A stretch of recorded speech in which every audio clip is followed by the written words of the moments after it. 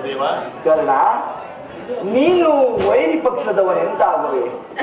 ನೀನು ನನ್ನ ಪ್ರಿಯ ಬಂಧು, ಪ್ರಥಮ ಪಾಂಡವ, ಕುಂತಿದೇವಿಯ ಜ್ಯೇಷ್ಠ ಪುತ್ರ ಕರ್ಣ. ಏನು, ನಾನು ನಿನ್ನ ಪ್ರಿಯ ಬಂಧುವೆ? ಹೌದು ಕರ್ಣ. ಪ್ರಥಮ ಪಾಂಡವನೇ? ಹೌದು ಕರ್ಣ. ಕುಂತಿದೇವಿಯ ಜ್ಯೇಷ್ಠ ಪುತ್ರನೇ? ಬಹಳ ಚೆನ್ನಾಗಿದೆ ವಾಸುದೇವ ನಿನ್ನ ವಿನೋದ ಪ್ರಸಂಗ.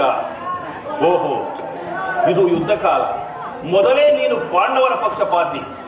ನಿನ್ನ ಪಾಂಡವರನ್ನು ಕಾಪಾಡುವುದಕ್ಕೋಸ್ಕರವಾಗಿ ನನ್ನನ್ನು ಹೀಗೆ ವಂಚಿಸುತ್ತಿರುವೆಯಾ ಜನಾರ್ದನ?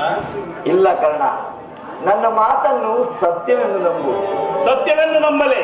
ಸತ್ಯವೆಂದು ನಂಬಲು ಸಹಜವಾದ ಆಧಾರಗಳೇ ಇಲ್ಲವಲ್ಲ ವಾಸುದೇವ? ಏಕಿಲ್ಲ ಕರ್ಣ, ಹೇಳುವೆನು ಕೇಳು.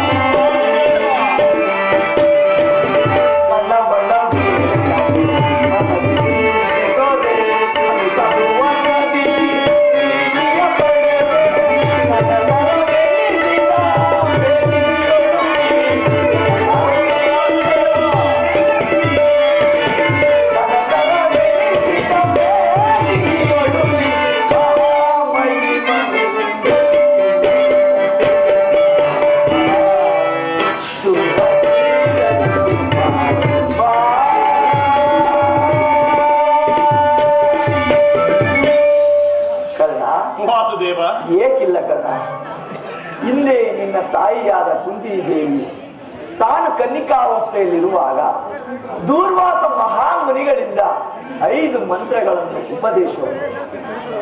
ಆ ಮಂತ್ರಗಳು ಫಲಿಸುವೋ ಇಲ್ಲವೋ ಎಂಬ ಚಾಪಲ್ಯವನ್ನು ಮೊದಲನೇ ಮಂತ್ರವಾದ ಆ ಸೂರ್ಯ ಮಂತ್ರವನ್ನು ಜಪಿಸಲು ಆಗ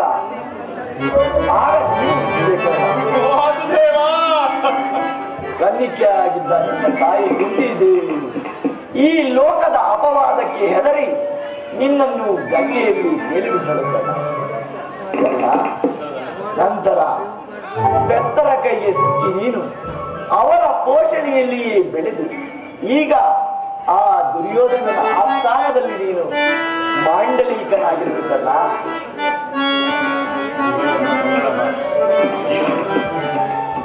ಇಲ್ಲಿಯೂ ಈಗಲೂ ಕರ್ಣ, ಈಗಲೂ ನನ್ನೊಡನೆ ಬಾ. ಆ ಪಾಂಡವರೊಡನೆ, ಆ ಕೌರವರು ಪಾಂಡವರೊಡನೆ ನಿನ್ನ ಪಾದ, ಆ ಗೌರವರನ್ನು ಪಾಂಡವರನ್ನು ಕೆಡವೆ ನನ್ನೊಡಕ್ಕೆ ಬಾ ಕರ್ಣ. ಹಾಗಾದರೆ ಲೋಕೈಕ ವೀರರಾದ ಪಾಂಡವರು ನನ್ನ ಸಹೋದರರೇ, ಪರಮ ಭಾಗ್ಯವತಿ ಕುಂತಿ ದೇವಿಯೂ ನನ್ನ ಜನ್ಮದಾತಳೆ. ವಾಸುದೇವ, ಜನಾರ್ದನ, ಕೃಷ್ಣ, ನೀನು ಹೇಳುತ್ತಿರುವುದು ನಿಜವಾಗಿಯೂ ಸತ್ಯವೇ? ಕರ್ಣ, ನೀನು ಆರಾಧಿಸುತ್ತಿರುವ ಆ ಸೂರ್ಯನ ದೇವರ ಸಾಕ್ಷಿಯಾಗಿ ನನ್ನ ಈ ಮಾತು ಸತ್ಯ ಸತ್ಯ ಸತ್ಯ ಕರ್ಣ. ಅಯ್ಯೋ ನನ್ನ ಭಾಗದ ದುರ್ವಿಧಿಯೇ, ನನ್ನನ್ನೆಷ್ಟು ವಿಧವಾಗಿ ಕಾಡುತ್ತಿರುವೆ.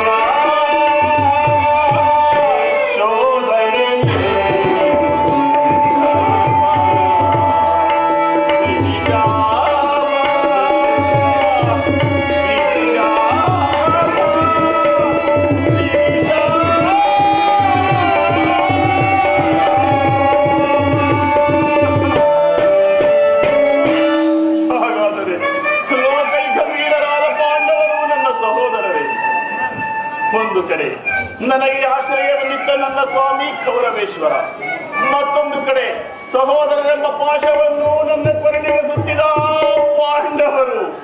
ಈ ಈರ್ವರಲ್ಲಿ ನಾನು ಯಾರನ್ನು ಆಶ್ರಯಿಸಲಿ, ಯಾರನ್ನು ತಿಳಿಸಲಿ?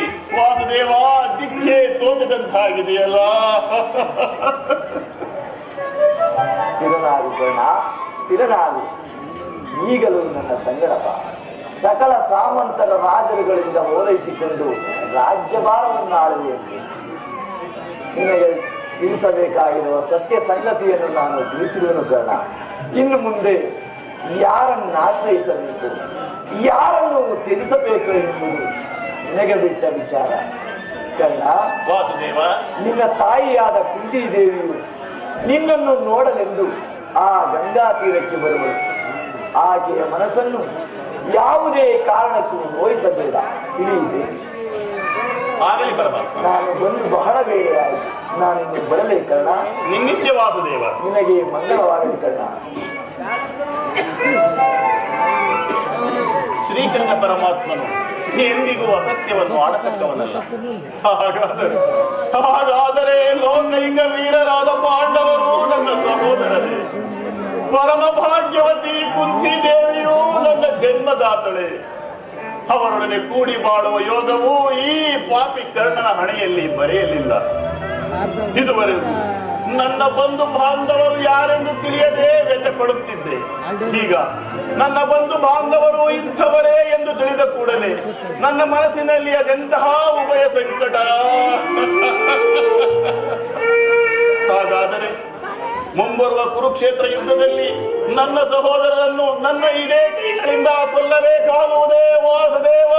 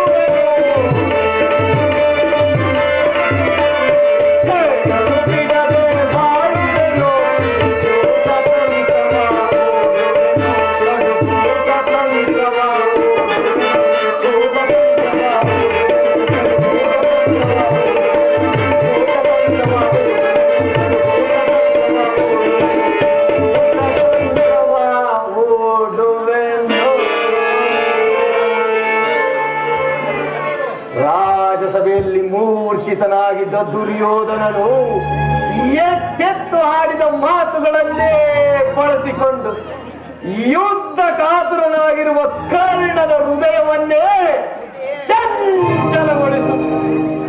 ಅದು ಅದು ಕರ್ಣನೇ ಬರುತ್ತಿರುವನು. ಶಕುನಿ, ಕರ್ಣ, ಆ ದುರ್ಯೋಧನನು ರಾಜಸಭೆಯಲ್ಲಿ ಇದು ನಿಜವೇ ಶಕುನಿ? ನಾನು ನಂಬುವುದಿಲ್ಲ. ನಂಬುವಂಗ ರಾಜ, ನಂಬು. ಕರ್ಣನ ಉದಾರ ಹೃದಯವನ್ನರಿತ ಕುರುಕುಲದರಸರು ನಿರ್ಭಯದಿಂದ ಈ ರೀತಿ ಮಾತನಾಡಿರುವುದರಲ್ಲಿ ಆಶ್ಚರ್ಯವೇನು? ಅಲ್ಲದೆ ಗುರುಜನರ ಮೇಲಿನ ಭಕ್ತಿ, ದುರ್ಯೋಧನನಲ್ಲಿ ನಿನಗಿರುವ ಸ್ನೇಹ ಮತ್ತು ರಾಜಭಕ್ತಿಯ ಭರವಸೆಯಿಂದ ನಿನ್ನ ವಿಷಯದಲ್ಲಿ ಅವರು ಕುವಾಚ್ಯ ಶಬ್ದಗಳನ್ನಾಡಲು ಹಿಂಜರಿಯುವುದಿಲ್ಲ. ದುರ್ಯೋಧನನು ಇವೆಲ್ಲವನ್ನು ಕೇಳಿದರೂ ಸಹ ಕೇಳದಂತೆ ಸುಮ್ಮನಿದ್ದ. ಕರ್ಣ, ನಿನ್ನನ್ನು ನೋಡಿದರೆ ನನಗೆ ಎಷ್ಟು ದುಃಖ ಗೊತ್ತೇ. ಸ್ನೇಹದಲ್ಲಿ ವಂಚನೆಯೇ? ನಿಜವಾಗಿಯೂ ನನ್ನ ರಕ್ತವು ಕುದಿಯುತ್ತಿದೆ. ರಾಜಸಭೆಯಲ್ಲಿ ಏನು ನಡೆಯಿತು? ಮರೆಮಾಚದೆ ಹೇಳು. ಕೃಷ್ಣನು ರಾಜಸಭೆಯಿಂದ ಹೊರಗೆ ಹೋದ ಕೂಡಲೇ ಮೂರ್ಛಿತನಾಗಿದ್ದ ದುರ್ಯೋಧನನು ಎಚ್ಚೆತ್ತನು. ಅವನಾಗಾಸಿದ ಹೆಬ್ಬುಲಿಯಂತೆ ಹಾರ್ಬಟಿಸಿ ಕ್ರೋಧದಿಂದ ಬುದ್ಧಿಮೋದವನಾಗಿ ಭೀಷ್ಮ ದ್ರೋಣಾದಿಗಳನ್ನು ಪಾಂಡವರ ಪಕ್ಷದವರೆಂದು ನಿಂದಿಸಿದನು. ಕಡೆಗೆ ಪಾಂಡವರನ್ನು ಯುದ್ಧಕ್ಕೆ ಸಿದ್ಧವಾಗುವಂತೆ ಸಮಸ್ತ ಸಾಮಂತರಿಗೂ ಆಜ್ಞೆ ಮಾಡಿದನು. ಮತ್ತು ಕರ್ಣನಿಗೆ ಸೇನಾಧಿಪತ್ಯವನ್ನು ಕಟ್ಟಬೇಕು ಎಂಬ ತನ್ನಿಚ್ಛೆಯನ್ನು ಪ್ರಕಟವಾಗಿ ಹೇಳಿದನು. ಎಲ್ಲವೂ ನಿಶ್ಚಿತವಾದಂತೆ ಆಗ ಭೀಷ್ಮನು ಪಿತಾಮಹನು ಏನು ಹೇಳಿದನು ಶಕುನಿ? ಅಸೂಯೆಯಿಂದ ಅವನಿಗೆ ಈ ರೀತಿ ಹೇಳಿರಲಾರ ಕರ್ಣ. ಆದರವನ ಮಾತಿನಿಂದ ನಿನ್ನ ಸೇನಾಧಿಪತ್ಯದ ಕನಸು ಭಂಗವಾಯಿತು. ನಾನು ಯಾವಾಗಲೂ ಸೇನಾಧಿಪತ್ಯಕ್ಕೆ ಆಸೆ ಪಟ್ಟವನಲ್ಲ. ಆದರೆ ದುರ್ಯೋಧನನಿಗೆ ನನ್ನ ಮೇಲಿದ್ದ ವಿಶ್ವಾಸವನ್ನು ಗೆಲ್ಲಿಸುವಂತೆ ಮಾಡಿದವರು ಯಾರು ಶಕುನಿ? ನೀನು ರಥವನ್ನೇರಿ ಕೃಷ್ಣನೊಡನೆ ಓದೆಯಷ್ಟೆ. ಆ ವಿಷಯವನ್ನು ಭೀಷ್ಮನು ದುರ್ಯೋಧನನಿಗೆ ತಿಳಿಸಿರುವಂತಿದೆ. ತಂತ್ರಿಯಾದ ಕೃಷ್ಣನ ಸವಿನುಡಿಗಳಿಗೆ ನೀನು ಎಲ್ಲಿ ವಶನಾದೆಯೋ ಏನೋ ಎಂಬುದು ಆ ದುರ್ಯೋಧನನ ಸಂದೇಹ. ಸಂದೇಹ ಸಂದೇಹ ಕುರುಕುಲದರಸರು ಈ ಕರ್ಣನ ಸ್ವಾಮಿ ನಿಷ್ಠೆಯನ್ನು ತಿಳಿದಿಲ್ಲವೇ ಶಕುನಿ? ತಿಳಿದಿರುವರು ಕರ್ಣ. ಆದರೇನು ಮಾಡುವುದು? ನಿನಗೂ ಕೃಷ್ಣನಿಗೂ ನಡೆದ ಮಾತಿನ ರಹಸ್ಯವನ್ನು ತಿಳಿಯದ ಹೊರತು ನಿನಗೆ ಸೇನಾಧಿಪತ್ಯ ಕೊಡಕೂಡದೆಂದು ನಿರ್ಧಾರವಾಯಿತು. ಅವರು ಏನು ಹೇಳಿದರು ಶಕುನಿ? ಇದಕ್ಕೆ ಕಾರಣನು ಆ ಭೀಷ್ಮ. ಯಾರಾದರೂ ಆಗಲಿ ಸಭೆಯಲ್ಲಿ ಕೆಲವರು ನಿನ್ನನ್ನು ತುಚ್ಛೀಕರಿಸಿ ಮಾತನಾಡಲು ಹಿಂಜರಿಯಲಿಲ್ಲ ಕರ್ಣ.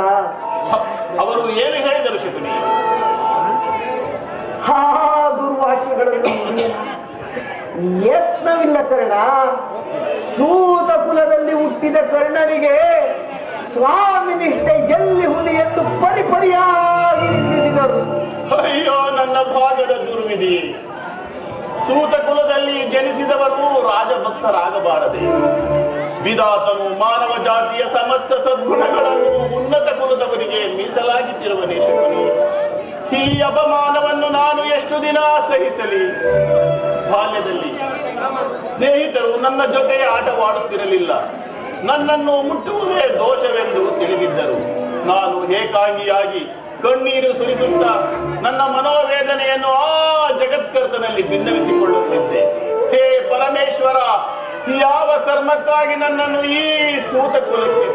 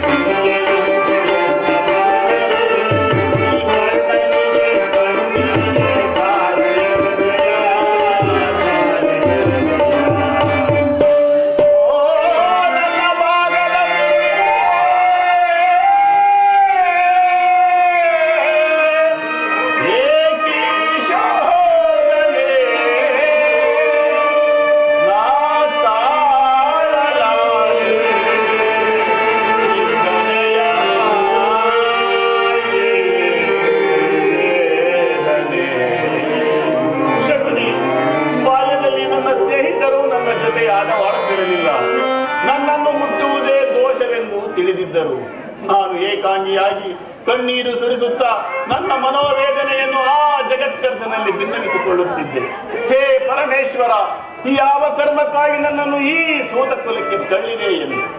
ಆ ದಿನಗಳು ಕಳೆದವು, ತಿಳಿವು ಮೂಡಿತು.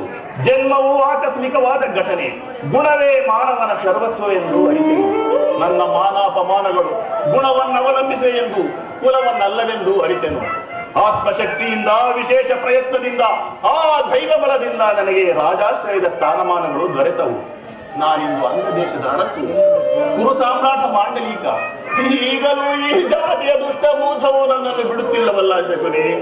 ಪ್ರತಿಷ್ಠಾಪರರಾದ ಆರ್ಯರು ಸ್ವಕಲಿತ ಮರ್ಯಾದೆಯನ್ನು ಹೊರದೂಡದ ಹೊರತು ಈ ಭಾರತಕ್ಕೆ ನಿಸ್ತಾರವಿಲ್ಲ ಶಕುನಿ.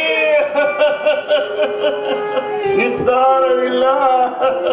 ತೀರನಾಗು ಕರ್ಣ, ತೀರನಾಗು. ದುರ್ಯೋಧನನ ಅವ್ಯಾಚ್ಯ ಸ್ನೇಹವನ್ನು ನಿರಾಕರಿಸುವುದರ ಪ್ರತಿಕಾರ ಈಗ ನಿನ್ನ ಕೈಯಲ್ಲಿರುವುದು. ಅದು ಹೇಗೆ ಶಕುನಿ? ಭೀಷ್ಮನು ಯುದ್ಧದಲ್ಲಿ ಪರಾಜಿತನಾಗುವವರೆಗೂ ನಾನು ಅಸ್ತ್ರಧಾರಣ ಮಾಡುವುದಿಲ್ಲವೆಂದು ಶಪಥ ಮಾಡು. ಆಗ ತಿಳಿಯಲೇ ಆ ಗುರುಕುಲದರಸರು ಈ ಕರ್ಣನ ಅಸ್ತ್ರ ಕೌಶಲದ ಅಭಾವವು ಎಂತಹ ಅನರ್ಥಕಾರಿ ಎಂಬುದನ್ನು. ಎಲ್ಲರೂ ರಣಾಂಗಣದಲ್ಲಿ ಯುದ್ಧವನ್ನು ಮಾಡುತ್ತಿರುವಾಗ ಏಡಿಯಂತೆ ಮನೆಯಲ್ಲಿ ಕುಳಿತುಕೊಳ್ಳುವುದು ನನ್ನಿಂದಾಗದು ಶಕುನಿ, ನನ್ನಿಂದಾಗದು. ಬೇರೆ ಉಪಾಯವಿಲ್ಲ ಅಂಗಾಧಿಪತಿ. ಯುದ್ಧ ಕ್ಷೇತ್ರದಲ್ಲಿ ಸ್ವಪಕ್ಷದಿಂದ ಅವಮಾನಿತನಾಗುವ ಇಚ್ಛೆ ಇದ್ದರೆ ಅಸ್ತ್ರಧಾರಣ ಮಾಡು. ಏಕೆಂದರೆ ಭೀಷ್ಮ ದ್ರೋಣಾದಿಗಳು ಇದಕ್ಕಿಂತಲೂ ನಿನಗೆ ಹೆಚ್ಚಿನ ಅಪಮಾನವನ್ನು ಮಾಡಲು ಯೋಚಿಸಿರುವಂತಿದೆ. ಗುರುಜನರ ಮೇಲಿನ ಭಕ್ತಿಯಿಂದ ದುರ್ಯೋಧನನು ಸಹ ಈ ವಿಚಾರದಲ್ಲಿ ತಾಟಸ್ಥ್ಯ ಭಾವವನ್ನು ಹೊಂದಿರುವನು. ದುರ್ಯೋಧನನಲ್ಲಿ ಇಂತಹ ಮನ ಪರಿವರ್ತನೆಯಾದ ಮೇಲೆ ನಾನು ಯಾರಿಗೋಸ್ಕರವಾಗಿ ಯುದ್ಧ ಮಾಡಲಿ? ಸರಿಯಾಗಿ ಹೇಳಿದೆ ಶಕುನಿ, ಸರಿಯಾಗಿ ಹೇಳಿದೆ.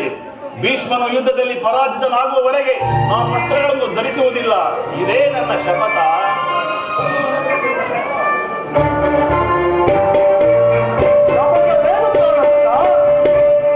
ನಿನಗಾಗಿ ನಾನು ಎಲ್ಲೆಲ್ಲೋ ಹುಡುಕಾಡಿದೆ. ಬಂದು ಎಷ್ಟು ಹೊತ್ತಾಯಿತು? ಬಹಳ ಹೊತ್ತಾಗಲಿಲ್ಲ ಕುರುರಾಜ. ಆದರೆ ಒಂದು ಕ್ಷಣವೂ ಇಲ್ಲಿ ನಿಲ್ಲುವ ಪ್ರವೃತ್ತಿ ಇಲ್ಲ. ಪುನಃ ಬಂದು ನೋಡುವೆನು, ಶಪಥವೇನೆಂದು ಆನಂತರ ತಿಳಿಯುವುದು. ನಿಲ್ಲು ಕರ್ಣ, ನಿಲ್ಲು. ನಿನಗೊಂದು ಸಂತೋಷದ ಸಮಾಚಾರವಿರುವುದು. ನಿಲ್ಲು ಕರ್ಣ. ಕ್ಷಮಿಸು ಮಿತ್ರ, ಕ್ಷಮಿಸು. ಆರ್ಯರ ಮಧ್ಯೆ ಪದತಳಿತರಾಗಿ ಪಶುಗಳಂತೆ ಜೀವಿಸುತ್ತಿರುವ ನಮ್ಮಂತಹ ಸೂತಕುಲದವರಿಗೆ ಸಂತೋಷದ ಸುದ್ದಿಯೇ ಅದು ಹೇಗೆ ಬರಬೇಕು? ಕರ್ಣ, ಕರ್ಣ, ಕರ್ಣ! ಇದೇನು ಶಕುನಿ? ಈ ದಿನ ಕರ್ಣನ ರೀತಿಯೇ ಬೇರೆಯಾಗಿರುವುದಲ್ಲ. ನಾನು ಬಹುವಾಗಿ ಯೋಚಿಸಿ ಕರ್ಣನನ್ನೇ ಸೈನ್ಯಾಧ್ಯಕ್ಷನಾಗಿ ಮಾಡಬೇಕೆಂದು ನಿರ್ಧರಿಸಿದೆನು. ಅದನ್ನು ತಿಳಿಸುವುದಕ್ಕಾಗಿಯೇ ನಾನು ಇಲ್ಲಿಗೆ ಬಂದಿದ್ದು. ಇದೇನು? ಕರ್ಣನಿಗೆ ಸೇನಾಧಿಪತಿ? ಇದೇನು ಪರಿಹಾಸ್ಯವೇ ಕೌರವೇಶ್ವರ? ಏಕೆ? ಕರ್ಣನು ವೀರನಲ್ಲವೇ ಮಾವ? ಇರಬಹುದು. ಆದರವನನ್ನು ಸೇನಾಧಿಪತಿಯನ್ನಾಗಿ ಮಾಡೋದರಿಂದ ಎಷ್ಟು ಜನರ ಅಪಮಾನವಾಗುವುದೆಂದು ಯೋಚಿಸಿದೆಯಾ? ಮಾರ್ಗವಿಜಯಾದ ಭೀಷ್ಮ, ಶಸ್ತ್ರಾಚಾರ್ಯರಾದ ದ್ರೋಣ, ಅಶ್ವತ್ಥಾಮ, ಶಲ್ಯ, ಕೃತವರ್ಮ ಇವರೇ ಮುಂತಾದ ಉತ್ತಮ ವರ್ಣದ ಮಹಾರಥಿಕರನ್ನು ಬಿಟ್ಟು ಈ ಸೋತ ಕುಲದಲ್ಲಿ ಹುಟ್ಟಿದ ಕರ್ಣನಿಗೆ ಸೇನಾಧಿಪತಿ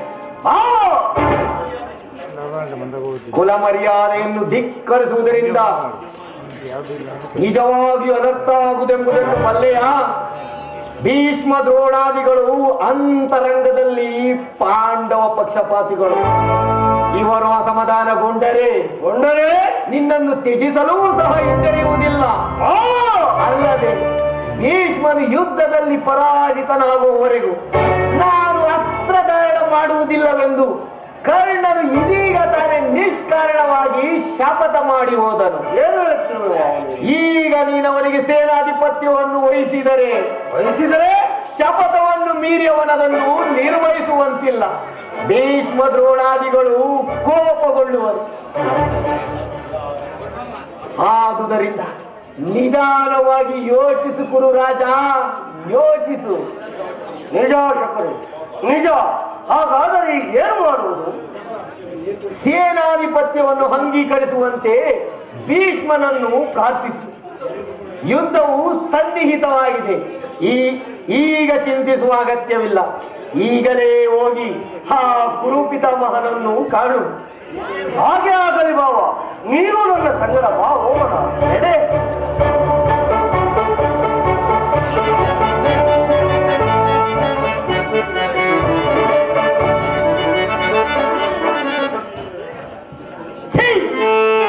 ಮೂರ್ಖ ದುರ್ಯೋಧನ,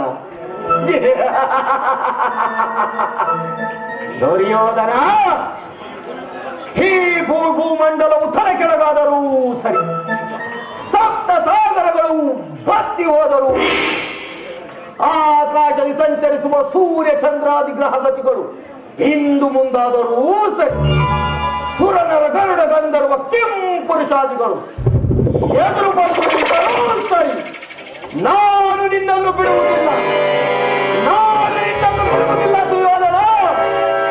ಬೆನ್ನತ್ತಿದ ಬಿರುಗಾಳಿಯಂತೆ ನಿನ್ನನ್ನೇ ಹಿಂಬಾಲಿಸಿ ಬರುತ್ತೇನೆ. ನಡೆ ನಡೆ. ಗುರುಕುಲದ ರಣಕಲಿ ನೀನಾಗುವೆ ರಣರಂಗದಲ್ಲಿ ನರಬಲಿ.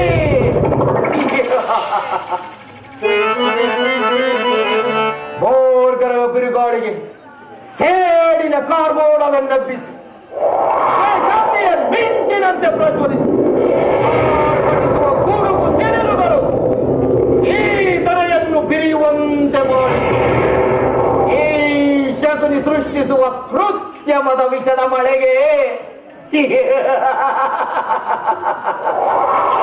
ನಿನ್ನ ಕುರುಕುಲವೇ ನಾಶವಾಗುವುದನ್ನು ಮಾಡಿ ನಿನ್ನ ಅಧಿಕಾರವನ್ನು ಹಾಳು ಮಾಡದಿದ್ದರೆ ನಾನು ಶಕುನಿಯೇ ಅಲ್ಲ, ನಾನು ಶಕುನಿಯೇ ಅಲ್ಲ, ನಾನು ಶಕುನಿಯೇ ಅಲ್ಲ. ಅಧಿಕಾರವಂತೆ ಅಧಿಕಾರ. ಎಷ್ಟು ದಿನವಿರುವುದೋ ನಿನ್ನ ಅಧಿಕಾರ ನಾನು ನೋಡುತ್ತೇನೆ. ಅಧಿಕಾರ ಅಧಿಕಾರ ಅಧಿಕಾರ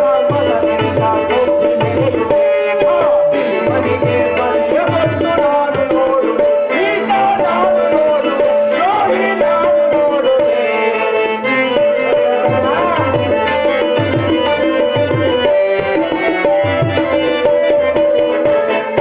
ಅಧಿಕಾರ ಅಧಿಕಾರ ಅಧಿಕಾರ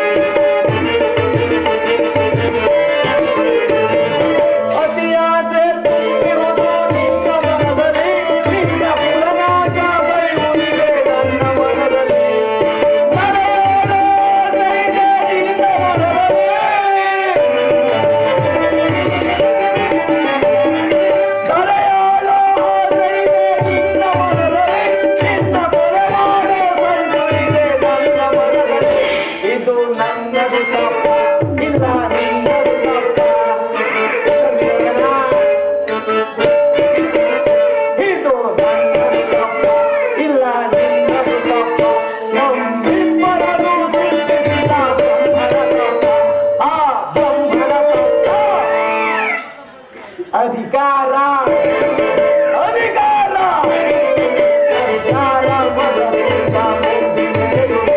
ಆ ದೇವರಿಗೆ ಬಲಿಯ ಬಂದು ನಾನು ನೋಡು, ಈಗ ನಾನು ನೋಡು, ದ್ರೋಹಿ ನಾನು ನೋಡುವೆ.